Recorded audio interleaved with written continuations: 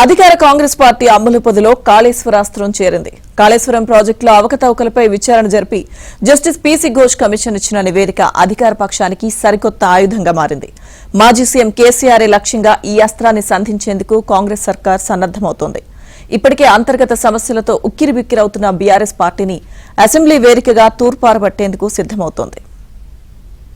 అవినీతి, ఆశ్రిత పక్షపాతము, నిర్లక్ష్య వైఖరి, ఎన్నో లోపాలతో కూడుకున్న నిర్ణయాల వల్ల ఈరోజు దాదాపుగా 1,00,000 కోట్ల రూపాయలు పెట్టి నిర్మించిన కాళేశ్వరం ప్రాజెక్టు పూర్తిగా కూలిపోవడం, ఊరు మార్చి, పేరు మార్చి, అంచనాలు మార్చి, అవినీతికి పాల్పడి అక్రమాలకు పునాదులు వేసి నిర్మించిన కాళేశ్వరం ప్రాజెక్టు ఈరోజు కూలిపోయింది.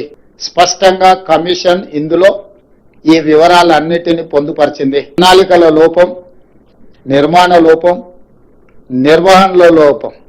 అసెంబ్లీలో చర్చలు చేసిన తర్వాత చర్చల సారాంశం ప్రకారం భవిష్యత్ కార్యాచరణ ఉంటుంది. నివేదిక సారాంశాన్ని, సూచనల్ని తప్పకుండా ఈ ప్రభుత్వం పాటిస్తుంది. దానికి ఒక అప్రోప్రియేట్ సిస్టమ్ ని అడాప్ట్ చేసుకోదలుచుకున్నాం.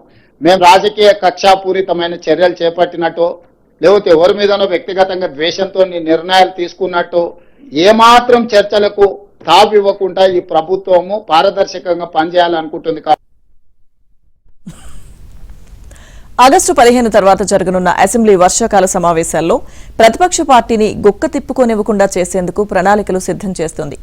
జస్టిస్ ఘోష్ కమిషన్ నివేదికపై అసెంబ్లీలో చర్చించి ముందుకు వెళ్తామని సీఎం రేవంత్ రెడ్డి ప్రకటించిన నేపథ్యంలో కొద్ది రోజుల్లో జరగనున్న వర్షాకాల సమావేశాలు రాష్ట్రంలో సరికొత్త రాజకీయ సమీకరణాలకు దారితీస్తాయా అన్న చర్చ రాజకీయ వర్గాల్లో జోరుగా నడుస్తోంది.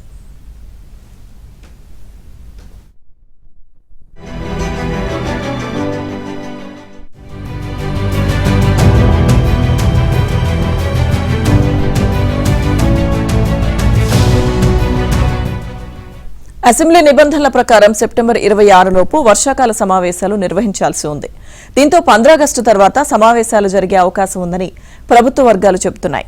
కాళేశ్వరం వైఫల్యానికి అప్పటి సీఎం కేసీఆరే ప్రధాన కారకుడని కమిషన్ తేల్చడంతో కాంగ్రెస్ సహజంగానే ఆయనే టార్గెట్ కానున్నారు. అయితే అసెంబ్లీలో జరుగుతున్న చర్చల్లో పాల్గొనాలంటూ కేసీఆర్ను సీఎం రేవంత్ రెడ్డి గతంలో పలుమార్లు కోరినా ఆయన సభకు రాలేదు. తాజాగా కమిషన్ నివేదికపై జరిగే చర్చలో పాల్గొని సమాధానం చెప్పక తప్పని పరిస్థితి కేసీఆర్కు ఏర్పడింది. ఆయన సమాధానం చెప్పకుంటే ప్రజల్లోకి ఖచ్చితంగా తప్పుడు సంకేతాలు వెళ్తాయని రాజకీయ విశ్లేషకులు అంటున్నారు.